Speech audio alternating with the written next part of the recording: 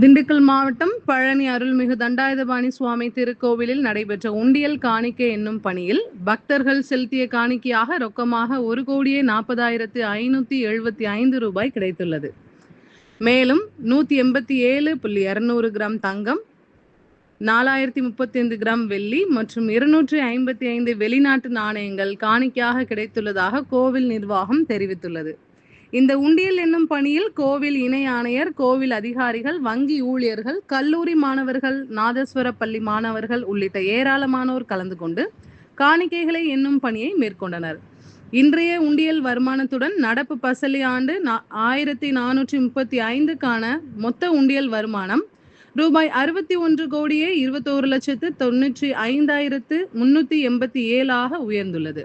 இதன் மூலம் பழனி திருக்கோவில் வரலாற்றில் ஓராண்டில் கிடைத்த அதிகபட்ச உண்டியல் வருமானம் என்ற புதிய சாதனை படைக்கப்பட்டுள்ளது. இதற்கு முன்பு பசலி ஆண்டு 1434 ரூபாய் 58,28,51,525 ரூபாய் உண்டியல் வருமானமாக கிடைத்திருந்தது.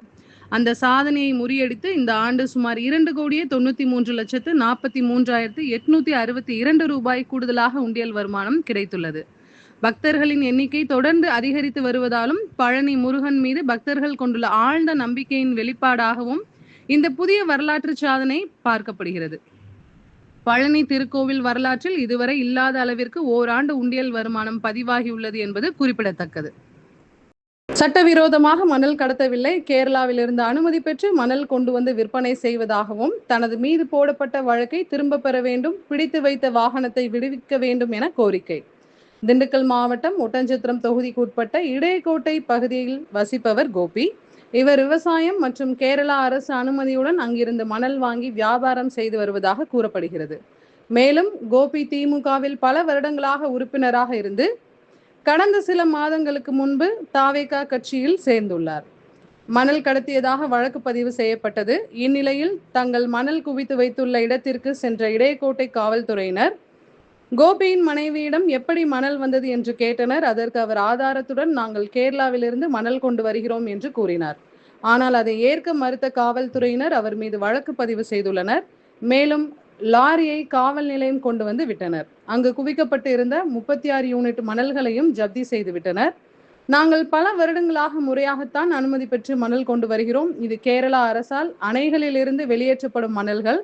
அதற்குரிய ஆவணங்கள் எங்களிடம் உள்ளது. ஆகவே எனது கணவர் மீது போடப்பட்ட வழக்கையும் எங்களது லாரி மற்றும் மணலையும் மீண்டும் வழங்கும்படி தமிழக முதல்வரிடம் கோரிக்கையை முன்வைக்கிறோம். மேலும் திமுகவினர் தொடர்ந்து எங்களை மிரட்டி வருகின்றனர். தொடர்ந்து திமுகவில் இருந்த எனது கணவர் சில மாதங்களுக்கு முன்பு தாவேகா கட்சியில் இணைந்தார். அப்போது இருந்து தொடர்ந்து திமுகவினர் மிரட்டி வருகின்றனர். பிரபு என்பவர் நேரடியாக வீட்டிற்கு வந்து உனது கணவர் தாவேகா கட்சியிலிருந்து வெளியேற வேண்டும் என கூறுகிறார். தொடர்ந்து எங்களுக்கும் எங்கள் குடும்பத்தினருக்கும் திமுகவினர் அச்சுறுத்தல் ஏற்படுத்தி வருகின்றனர். தமிழக அரசு உரிய விசாரணை செய்து நடவடிக்கை எடுக்க வேண்டும் என கோரிக்கை வைத்தார். இடையக்கோட்டையில் இருக்கோம். இங்கே வந்து பார்த்திங்கன்னா கேரளா டேம்லேருந்து மணல் அள்ளிட்டு வந்து நாங்கள் தூர்வாடுற மணலை வந்து பார்த்திங்கன்னா வேஸ்ட் ஆகிற மண்ணை வந்து ப்ராக்ரெசிவாக பண்ணணுங்கிறதுக்காக அதை இங்கே தமிழ்நாட்டுக்கு கொண்டு வந்துட்டுருக்கோங்கண்ணா. அதை வந்து நேற்று யாரோ கம்ப்ளைண்ட் பண்ணியிருக்காங்க. இந்த மாதிரி சட்டவிரோத மணல் கடத்தல்னு சொல்லிட்டு கம்ப்ளைண்ட் பண்ணியிருக்காங்கனால அதுக்கான ஆக்ஷனை வந்து எடுத்திருந்தாங்க. ஆனால் அது எதுவுமே நாங்கள் பண்ணல. நியூஸில் வந்து போட்டிருந்தாங்க சட்டவிரோத மணல் கடத்தல்னு சொல்லியிருந்தாங்க. அதனால் மாமா மேலே கேஸ் ஃபைல் பண்ணியிருந்தாங்க.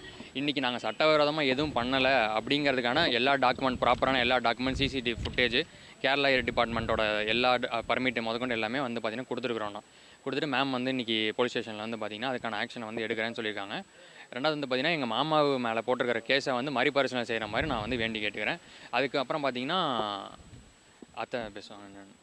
கோபி வீட்டுக்காரம்மா, நான் எங்கள் வீட்டுக்காரரை கேஸ் போட்டு செய்தி மூலிமா இது பண்ணிட்டாங்க. அதனால் நான் வந்து எங்கள் வீட்டுக்காரரை இந்த கேஸிலிருந்து விடுபட்டு தரணும் அப்படின்னு சொல்லி போட்டு நான் கேட்டுக்கிறேன். திண்டுக்கல் மாவட்டத்தில் புலிகள், வன விலங்குகள் கணக்கெடுப்புக்கு 7 சரகங்களில் 430 சிசிடிவி கேமராக்கள் பொருத்தம். திண்டுக்கல் மாவட்டம் வனத்துறை கன்னிவாடி, நத்தம், சிறுமலை, வத்தலகுண்டு, ஒட்டன்சத்திரம், அய்யலூர், அழகர் கோவில் ஆகிய 7 சரகங்களிலும் வன விலங்குகள், புலி வழித்தடங்களுக்கான சாத்தியக்கூறுகளை கண்டறிய வனப்பகுதிகளில் சிசிடிவி கேமராக்கள் பொருத்தும் ஆயத்த பணி துவங்கியுள்ளது. வன விலங்குகள் நடமாட்டம், வாழ்விடம், அவற்றின் சூழல், சுற்றுப்பாதை ஆகியவற்றை கருத்தில் கொண்டு 7 சரகங்களில் 403 இடங்களில் முதற்கட்டமாக 430 CCTVகள் பொருத்துவதற்கான முடிவு செய்யப்பட்டுள்ளது. மாற்றுத்திறனாளிகள் சங்கத்தின் சார்பில் சாலை மறியலில் ஈடுபட்டும் VBG ராம்ஜி சட்ட நகலை எரித்தும் போராட்டம். 100க்கும் மேற்பட்ட மாற்றுத்திறனாளிகள் கைது. மகாத்மா காந்தி தேசிய ஊரக வேலைவாய்ப்பு திட்டத்தின் பெயரை மாற்றக்கூடாது, மாற்றுத்திறனாளிகளுக்கான 100 நாள் வேலைவாய்ப்பை முழுமையாக வழங்க வேண்டும் என்பது உள்ளிட்ட பல்வேறு கோரிக்கைகளை வலியுறுத்தி தமிழ்நாடு அனைத்து வகை மாற்றுத்திறனாளிகள் மற்றும் பாதுகாப்போர் உரிமைகளுக்கான சங்கம் சார்பில் திண்டுக்கல் பேருந்து நிலையம் அருகே சாலை மறியல் போராட்டம். மத்திய அரசு மாற்றுத்திறனாளிகளுக்கு எதிரான போக்கை கடைபிடிப்பதாக திண்டுக்கல் பேருந்து நிலையம் அருகே மாற்றுத்திறனாளிகள் கருப்பு சட்டை மற்றும் கருப்பு பேட்ஜ் அணிந்து சட்ட நகலை எரித்து போராட்டத்தில் ஈடுபட்டனர். இந்த போராட்டத்தில் 100க்கும் மேற்பட்ட மாற்றுத்திறனாளிகள் பங்கேற்றனர். இப்போராட்டத்தின் போது தங்களது கோரிக்கைகளை வலியுறுத்தி மத்திய அரசுக்கு எதிரான முழக்கங்கள் எழுப்பப்பட்டன. மேலும் VBG ராம்ஜி சட்ட நகலை தீயிட்டு எரித்து தங்களின் எதிர்ப்பை பதிவு செய்தனர். இதனையடுத்து உடனடியாக காவல்துறையினர் தீயிட்டு எரிக்கப்பட்ட சட்ட நகலை தண்ணீரை வைத்து தீயை அணைத்தனர். இந்த ஆர்ப்பாட்டத்தின் முக்கிய கோரிக்கைகளாக மகாத்மா காந்தி தேசிய ஊரக வேலைவாய்ப்பு திட்டத்தின் பெயரை மாற்றக்கூடாது, கருவிழி பதிவு மற்றும் கைரேகை பதிவு என்கிற பெயரால் மாற்றுத்திறனாளிகளுக்கான வேலை வாய்ப்பை பறிக்கக்கூடாது, 100 நாள் வேலை திட்டத்திற்கான ஒன்றிய அரசின் நிதியை குறைக்கக்கூடாது, அடையாள அட்டை வைத்துள்ள அனைவருக்கும் எவ்வித பாகுபாடும் இன்றி முழுமையாக 100 நாள் வேலை வழங்க வேண்டும். போராட்டத்தையொட்டி அசம்பாவிதங்களை தவிர்க்கும் பொருட்டு 100க்கும் மேற்பட்ட காவல்துறையினர் போராட்டம் நடைபெற்ற இடத்தில் குவிக்கப்பட்டனர். மேலும் மாற்றுத்திறனாளிகள் தரையில் அமர்ந்து போராட்டத்தில் ஈடுபட்டனர். இந்த மறியல் போராட்டத்திற்கு காவல்துறையினர் அனுமதி அளிக்காததால் மறியல் போராட்டத்தில் ஈடுபட்ட 100க்கும் மேற்பட்ட மாற்றுத்திறனாளிகளை போலீசார் கைது செய்தனர். கைது செய்யப்பட்ட அனைவரும் அருகில் உள்ள ஒரு தனியார் திருமண மண்டபத்திற்கு காவல்துறையினரால் அழைத்து சென்றனர். தமிழக வணிகர் சம்மேளனம் நிர்வாகிகள் ஆலோசனை கூட்டம் திண்டுக்கல்லில் நடைபெற்றது. இக்கூட்டத்தில் நிர்வாகிகளுக்கும் பணியாளர்களுக்கும் பல்வேறு மருத்துவம் மற்றும் அனைத்து சேவையும் கிடைக்க வழிவகை செய்ய வேண்டும், GST வரி விதிப்பில் உள்ள முரண்பாடுகளை களைய மத்திய அரசுக்கு மாநில அரசு அழுத்தம் கொடுக்க வேண்டும், விலைவாசி உயர்வை கட்டுப்படுத்த வேண்டும், பெட்ரோல் டீசல் விலை உயர்வை கட்டுப்படுத்த வேண்டும் என தீர்மானம் நிறைவேற்றப்பட்டது. மேலும் இது குறித்து அவர்கள் பத்திரிகையாளர் சந்திப்பில் கூறியதாவது: தமிழக வணிகர் சம்மேளனத்தினுடைய திண்டுக்கல் மாவட்ட நிர்வாகிகள் ஆலோசனை கூட்டம் இன்று நடைபெற்றது. இந்த கூட்டத்தில் பார்த்திங்கன்னா நிர்வாகிகளுக்கு உறுப்பினர் அட்டை வழங்குதல், மருத்துவ காப்பீடு அட்டை வழங்குதல், அப்பல்லோ மருத்துவமனை, வாசன் ஐகேர் மருத்துவமனை, சரவணா மல்டி ஸ்பெஷாலிட்டி மருத்துவமனையினுடைய மருத்துவ இலவச மருத்துவ காப்பீடு அட்டைகள், மருத்துவ குடும்ப நல காப்பீடு அட்டைகள் வழங்குதல் மற்றும் நிர்வாகிகளுக்கு அவர்களுடைய செய்கின்ற தொழிலுக்கு ஏற்ற தொழில் கடன் வங்கி கடன் வாங்கி வழங்குதல், அதேபோல் அவர்கள் தொழிலில் ஏற்பட்டுள்ள வணிகத்தை பயிற்சி அளித்து அவர்கள் வணிகம் மேற்கொள்வதற்கு தேவையான உதவிகளை மேற்கொள்ளுதல், அதேபோல் மகளிருக்கான முன்னுரிமை அளித்து 33% இடஒதுக்கீடு வழங்கியுள்ள தமிழக வணிகர் சம்மேளனம் மகளிருக்கு இன்று புதிதாக சேர்ந்த நிர்வாகிகளுக்கு பொறுப்புகள் வழங்கப்பட்டுள்ளது. திண்டுக்கல் மாவட்ட நிர்வாகிகளுடைய சிறப்பாக பணியாற்றுவதற்கான அனைத்தினரும் ஒத்துழைப்பு அளிப்பதாக உறுதியளித்துள்ளார்கள்.